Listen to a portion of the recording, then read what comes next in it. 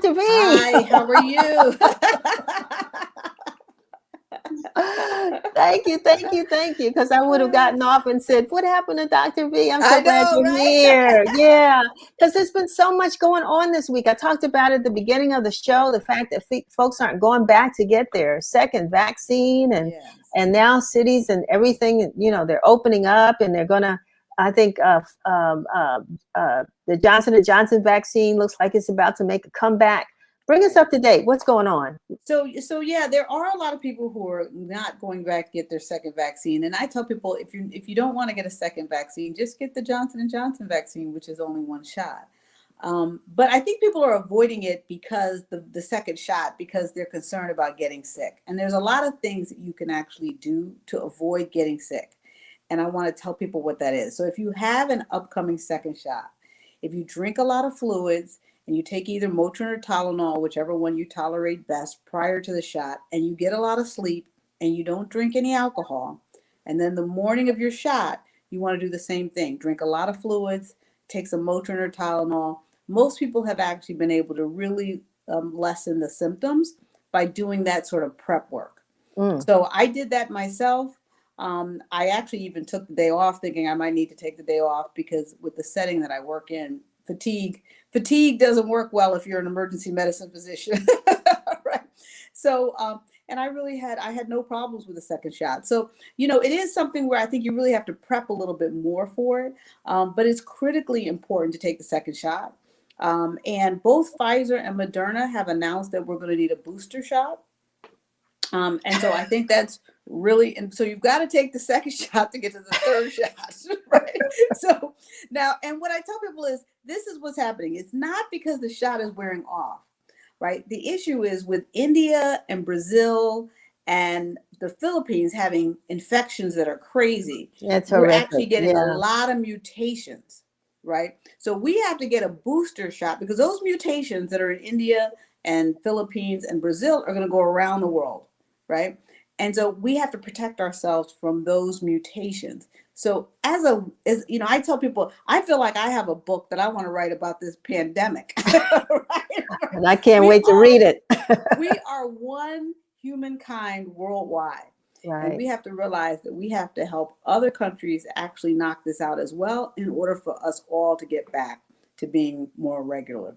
And people who study this, I guess they're epidemiologists, I guess. They're Yes. people, I mean, they've known that these things were coming for a long time. They've Yeah. been preparing for them. They're studying for them. They know what's next, what's coming through the Hmm. door next. We're the ones that are sort of blindsided by it and not knowing really how to prepare ourselves for it. Right. Like Right. this booster shot. When is The when is that fall, prescribed? In the the fall. fall, yeah, the Okay. fall. I think that people can expect to see a Moderna and a Pfizer booster shot probably sometime in the September, October, November time range. I know that I do have one patient that actually has already been scheduled. She went for her second, and they scheduled her third at her visitation for her second vaccination. And it makes Um, sense to a certain extent because after as we go into the summer and there's going to be a lot more of us, grouped yes, together and trying to do normal things like going back to church and right, concerts and all that, right. you need to strengthen that. I get it.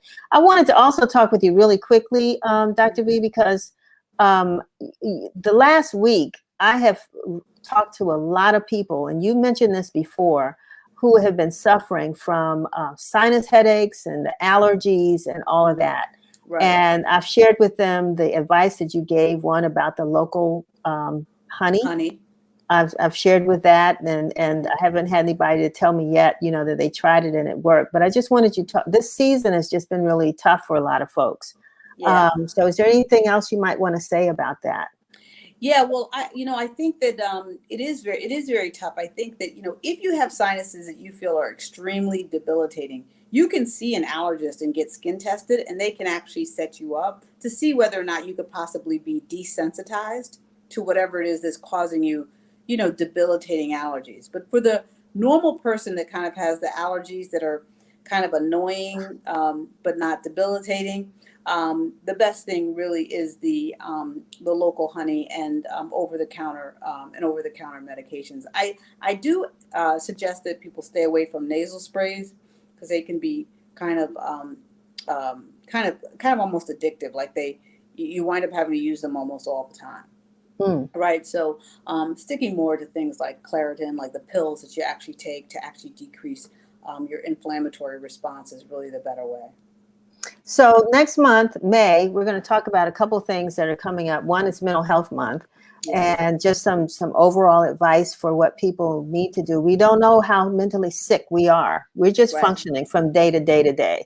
But is anything you want to kind of prep us for with regards to what we should be focused on this month? Yeah, so I do. I think that, so one of the things is COVID has an increased concentration in the brain more than the lungs.